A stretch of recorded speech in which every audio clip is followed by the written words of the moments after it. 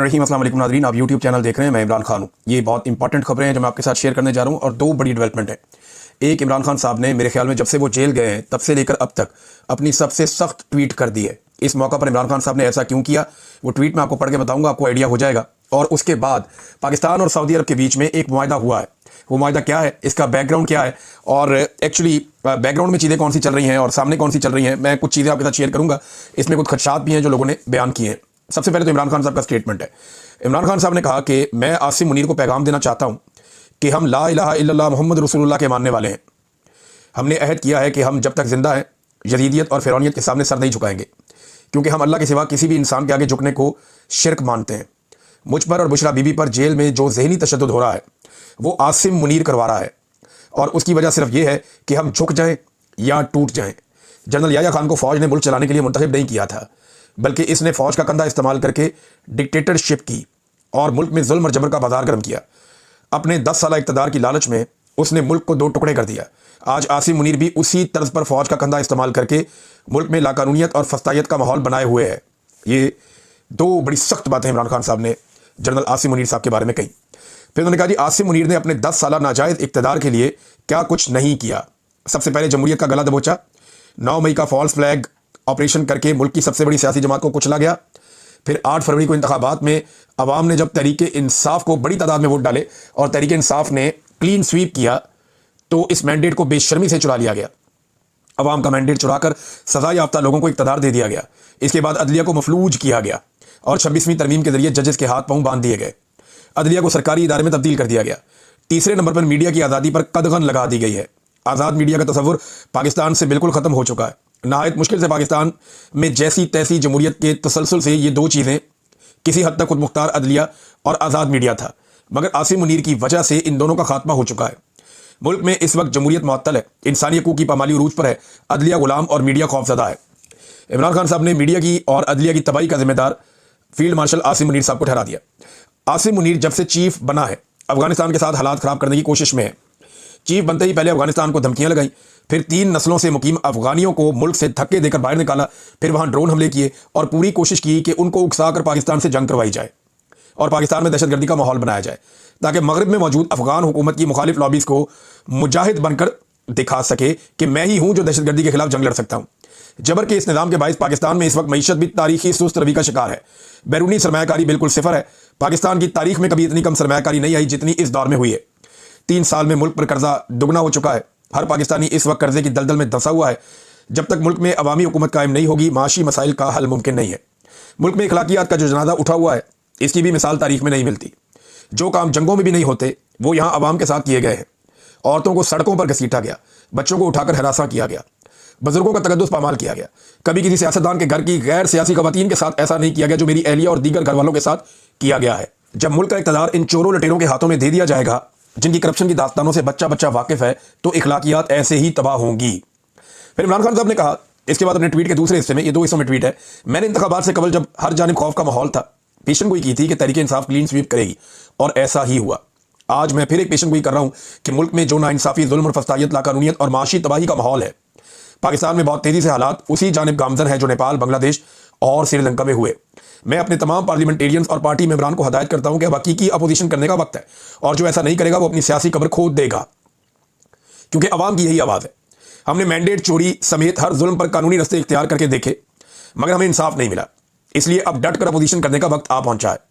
इनके साथ आप जितना ताउन करेंगे ये उतना ही आपको कुचलेंगे।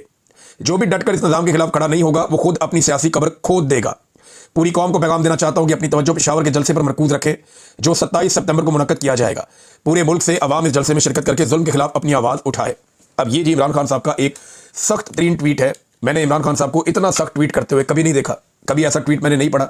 वो लगभग 2.25 साल से जेल में है, लेकिन अब ऐसा लगता है कि इमरान खान साहब ने बड़ा तेज़ वाला गेयर लगा दिया। उसका रीज़न ये है कि आसिम मुनीर साहब एक एक्सटेंशन और लेना चाहते हैं और अगर उन्हें एक्सटेंशन मिल गई तो इस एक्सटेंशन के बाद अगले चंद सालों तक वो पाकिस्तान में क्या करेंगे, या पाकिस्तान तहरीक इंसाफ या इमरान खान के साथ क्या होगा, या पाकिस्तान के साथ क्या होगा, इसका कोई अंदाजा भी नहीं कर सकता। जो जुल्म, जबर और फस्तायत गुज़िश्ता चंद सालों से पाकिस्तान में हो रहा है, अगर वही जारी रहता है तो पाकिस्तान एक ऐसी दलदल में फंस जाएगा जिससे निकलना मुमकिन नहीं रहेगा। इमरान खान साहब का ये ट्वीट है और उसके बाद फौरी तौर पर जब ये ट्वीट आता है तो कुछ चीज़ें हमारे सामने आती हैं। जब पता चला ना कि इमरान खान साहब ने जेल से बड़ा सख्त स्टेटमेंट दे दिया है और वो बाहर निकल आया और इमरान खान साहब का इसके बारे में एक ट्वीट भी आने वाला है। तो 5:30 बजे के करीब एक खबर आती है कि तोशा खाना की जो समाअत है, तोशा खाना 2 केस की जो समाअत है वो होगी अदालत में, अडयाला जेल में आज के दिन। यानी कल ये खबर आती है शाम 5:30 बजे कि समाअत होगी अडयाला में। लेकिन जब उन्हें पता चलता कि इमरान खान साहब ने तो अंदर से बकिए उधेड़ दिए और वो खबरें बाहर आ गई, तो फौरी तौर पे प्लान किया गया कि नहीं, 1 घंटे के अंदर फैसला बदल दिया गया। 6:30 बजे दूसरी खबर आई कि जनाब ये समाअत मुलतवी कर दी गई है। तो क्या ये समाअत मुलतवी करने से इमरान खान का मौके बदल जाएगा या लोगों की सोच बदल जाएगी? ऐसा नहीं है। ये समाअत इसलिए मुलतवी की गई है कि इमरान खान साहब का बयानिया या उनका स्टेटमेंट उसको इतनी पजीराई मिलती है कि पाकिस्तान में तमाम खबरें दब जाती हैं। लिहाजा इमरान खान साहब की खबर को दबाने के लिए या पीछे करने के लिए, और ये सऊदी अरब वाला मामला जो है, इस खबर को उठाने के लिए जो एक इत्तेहाद हुआ है, ये ऐसा लगता है कि ये समाअत रोकी गई है। और वैसे भी इमरान खान साहब जो हैं वो अब बड़े सख्त बयान देना शुरू हो गए हैं आसिम मुनीर साहब के बारे में, और बहुत मुमकिन है कि आने वाले दिनों में इमरान खान साहब आर्मी चीफ की रिटायरमेंट का मुतालबा करें और जोर पकड़ जाए मुतालबा कि ठीक है जी, इनके 3 साल पूरे हो गए, जैसे भी ये 3 साल गुजरे, जो कुछ भी इन 3 सालों में हुआ, आर्मी चीफ को रिटायर कर दिया जाए और नए आर्मी चीफ लाए जाए। हो सकता है कि ये मुतालबा आ जाए पाकिस्तान तहरीक इंसाफ और इमरान खान साहब की जानिब से, क्योंकि ओवरसीज पाकिस्तानी तो अब ये करने वाले, ये मेरे पास इंफॉर्मेशन है कि ओवरसीज पाकिस्तानी कंपेन चलाने वाले हैं कि आसिम मुनीर साहब अपना टाइम ड्यूरेशन पूरा करने के दौरान जो है, जैसे ही उनका टाइम ड्यूरेशन पूरा हो तो वो रिटायरमेंट ले लें। लेकिन अभी जो डेवलपमेंट्स हो रही हैं उनको देख के लगता है कि नहीं, आसिम मुनीर साहब एक्सटेंशन एंजॉय करेंगे, उन्हें एक्सटेंशन मिल जाएगी। इसी वजह से इमरान खान साहब का रवैया जो है वो उनके बारे में सख्त होता जा रहा है। राणा सनाउल्लाह साहब ने भी ये बात की, हुकूमत जो एस्टेब्लिशमेंट है वो हर हाल में ये चाहते हैं कि इमरान खान साहब का जो ट्विटर हैंडल है या जो एक्स का उनका अकाउंट है वो बंद करवा दिया जाए। ये कोशिश करते हैं कि किसी तरह वो बंद हो जाए, उसके लिए शिकायतें भी करते हैं, उसको बंद करवाने के लिए अप्रोच भी करते हैं मुख्तलिफ लोगों को। यानी वो जो एप्लीकेशन है उसकी इंतजामिया के साथ भी रब्ता करते हैं, लेकिन वो नहीं कर पाते। फिर पाकिस्तान के अंदर ढूंढते हैं, हर एक से पूछते हैं कि ये कौन चलाता है, ये कहाँ से चलता है, इसको पकड़ो, इसको बंद करवाओ। लेकिन आज तक इमरान खान साहब का जो ट्विटर हैंडल है उसे एस्टेब्लिशमेंट ना मैनेज कर सकी है ना बंद कर सकी है। तो इससे उन्हें बहुत खौफ है, क्योंकि इमरान खान साहब का जो बयानिया है वो जितनी शिद्दत से उनकी सारी पार्टी मिलकर उठाती है, उनका अपना अकेला ट्विटर अकाउंट उससे ज्यादा शिद्दत से ये मामला उठा देता है। और फिर सोशल मीडिया सारा इमरान खान साहब के साथ वैसे ही खड़ा है। तो अगर पार्टी बीच में निकल भी जाए, लेकिन अगर इमरान खान साहब का ट्विटर अकाउंट नहीं है तो कौन करेगा ऐसी ट्वीट और कौन देगा ऐसा बयान? यानी ये बयान नहीं आएगा और सोशल मीडिया पर क्या चीज आगे लेकर चलेगा? इमरान खान साहब का जो बयान उनके ट्विटर अकाउंट पे आता है, वहां से वो पॉलिसी अडॉप्ट करता है पाकिस्तान तहरीक इंसाफ का या आम पाकिस्तानियों का या ओवरसीज का जो सोशल मीडिया है, वो वहां से डायरेक्शन लेता है। अब ये अकाउंट दर्द सर बना हुआ है पाकिस्तान की एस्टेब्लिशमेंट और हुकूमत के लिए, वो उसे बंद करना चाहते हैं। राणा सनाउल्लाह साहब ने भी यही कहा कि जनाब ये अकाउंट जो है ये बंद करवाना है और ये बंद होना चाहिए, ये मुल्क मुखालिफ है, इस किस्म की बातें वो करते हैं।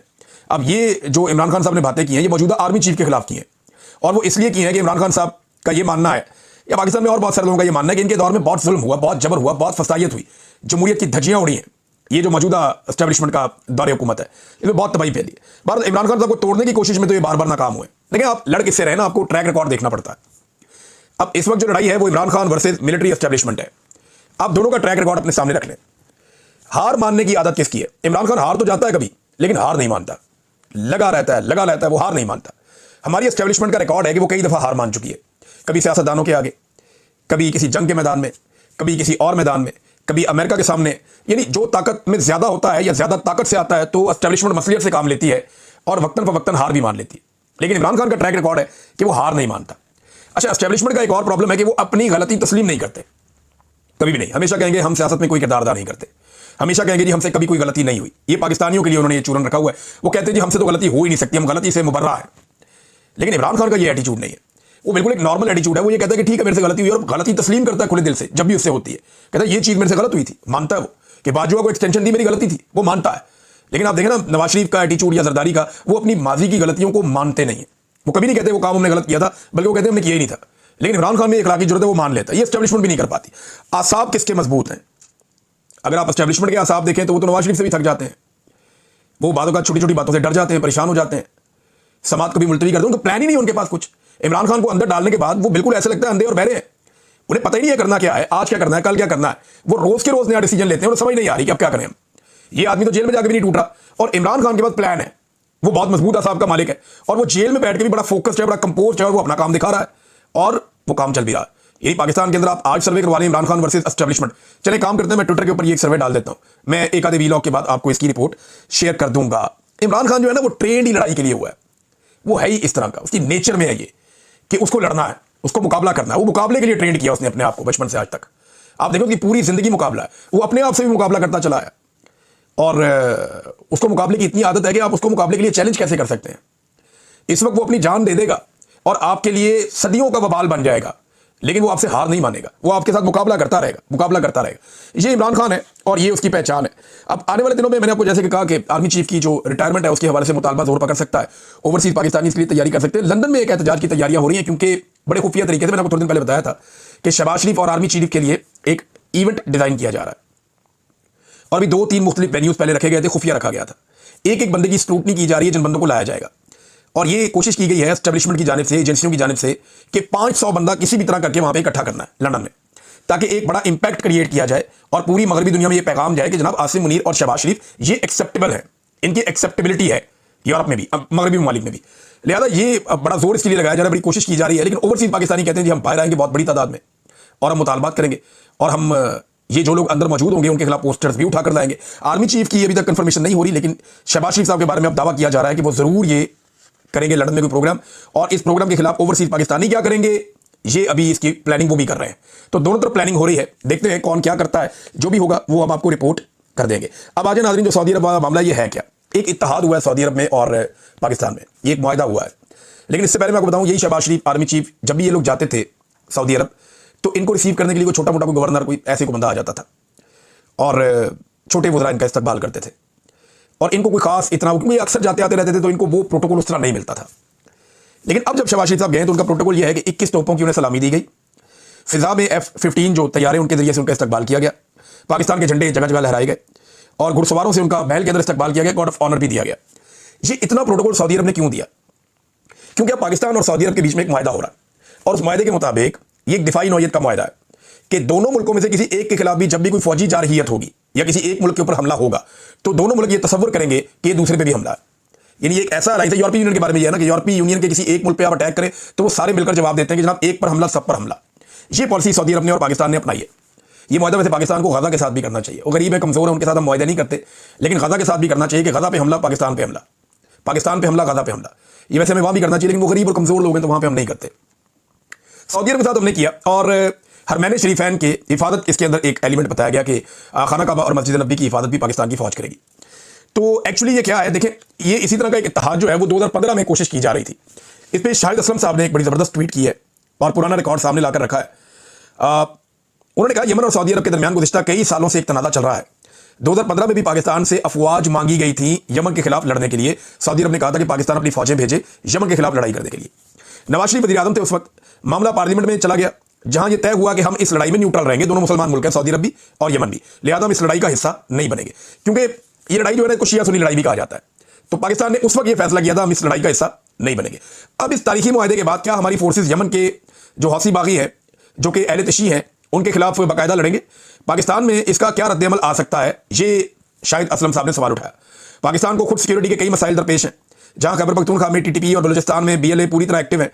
अफगानिस्तान के साथ मामला भी खराब है, ईरान पर भी मिसाइल दाग चुके हैं, और इंडिया के साथ बाकायदा एक छोटी सी जंग लड़ चुके हैं। कश्मीर और दरियाओं के पानी की तकसीम की सूरत हाल भी है। सिंध मुआहदा समेत बहुत से पेचीदा मामला मौजूद हैं। इस मुआहदे के खित्ते समेत पूरी दुनिया पर असरात आ सकते हैं। अब ये शाहिद असलम साहब ने जो बात की ना, 2015 मुझे अच्छी तरह याद है, मेरे बहुत सारे दोस्त सऊदी अरब में रहते हैं, वो कहते हैं जी एकदम हमें बहुत प्रोटोकॉल मिलना शुरू हो गया था, सऊदीया के लोग हमें बहुत अच्छी नज़र से, बड़े प्यार से देखना शुरू हो गए थे, क्योंकि उस वक्त ये इम्कान रोशन हो गया था कि पाकिस्तान की फौज सऊदी अरब के लिए यमन से लड़ेगी। लेकिन वो नवाज शरीफ साहब का दौर हुकूमत था, पार्लियामेंट में जब मामला गया तो फैसला हुआ कि हम इस मामले में न्यूट्रल रहेंगे, ना हम सऊदी अरब के साथ है ना हम यमन के साथ हैं। लेकिन अब ये एक मुआहदा बड़ा तारीखी मुआहदा, देखें पाकिस्तान के नुक्ता नज़र से बड़ा अच्छा मुआहदा है।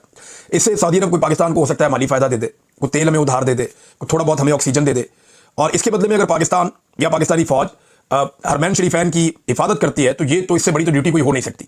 दुनिया का हर मुसलमान अपने आप को बड़ा खुशकिस्मत समझेगा अगर उसे मौका मिले खाना काबा और मस्जिद नबी की हिफाजत करने का, तो वो तो बड़ी खुशकिस्मती है। तो ये तो एक बड़ी पॉजिटिव बात है। लेकिन अगर पाकिस्तान सऊदी अरब और यमन की लड़ाई का हिस्सा बन जाता है तो ये एक डिफरेंट सिनेरियो होगा, और ये रिपोर्ट हो जाएगा, ये बातें छुपेंगी नहीं, ये सामने आ जाएंगी, क्योंकि ईरान के यमन के साथ भी बड़े अच्छे ताल्लुकात हैं। तो यहाँ पे एक अजीब सी सूरत रहेगी। अभी इसराइल ने यमन के ऊपर कुछ अटैक किया, और वापस यमन ने भी इसराइल के ऊपर कोई अटैक किया, और कुछ मस्जिद नबी के अंदर से कुछ तस्वीर भी दिखाई गई कि ऊपर से हथियार गुजर रहे हैं। इसराइल भी वही रास्ता इख्तियार करता है और यमन भी वही रास्ता इख्तियार करता है, क्योंकि फ़िज़ाई हदूद बीच में सऊदी अरब की आती है। तो अब सवाल ये पैदा होता है कि क्या सऊदी अरब और पाकिस्तान के बीच में ये जो मुआहदा है ये खालिसतन उसी नौयत का है कि पाकिस्तान पे अटैक होगा तो सऊदी अरब भी उस जंग को आके लड़ेगा? अब देखिए, ऐसा हो नहीं सकता। सऊदी अरब की फ़ौज जो है वो उस तरह से जंगी फ़ौज उस तरह से नहीं है जिस तरह पाकिस्तान की फ़ौज है। पाकिस्तान की फ़ौज माशाल्लाह बिल्कुल एक अलग फ़ौज है, उसकी लड़ाई की बड़ी ट्रेनिंग है, और वो लड़ाई में उनकी महारत भी है, वो बड़ी एक्सपर्टीज है उनकी। तो सऊदी अरब पहले भी चाहता था पाकिस्तान की फौज उनके लिए ये जंग लड़े। राहील शरीफ जो गए थे, एक इस्लामी फौज की सरबराही उनको मिली थी, वो भी इसी सिलसिले की कड़ी थी। जो काम माजी में नहीं हो पाया वो अभी हो गया है, एक मुआहदा है। इसको आप दोनों एंगल से देख सकते हैं। एक एंगल वो है जो गवर्नमेंट बता रही है, एक एंगल वो है जो 2015 से पेंडिंग चल रहा है कि पाकिस्तान और सऊदी अरब के दरमियान एक ऐसा मुआहदा हो जाए दिफाई कि पाकिस्तान की फौज सऊदी अरब के लिए जंग लड़े, और वो यमन के साथ एक्चुअली उनकी एक बड़ी लड़ाई है। लेकिन देखें, जब तक ऐसा कुछ होता नहीं है हम कुछ भी कंफर्म नहीं कर सकते, हम कुछ भी वसूख के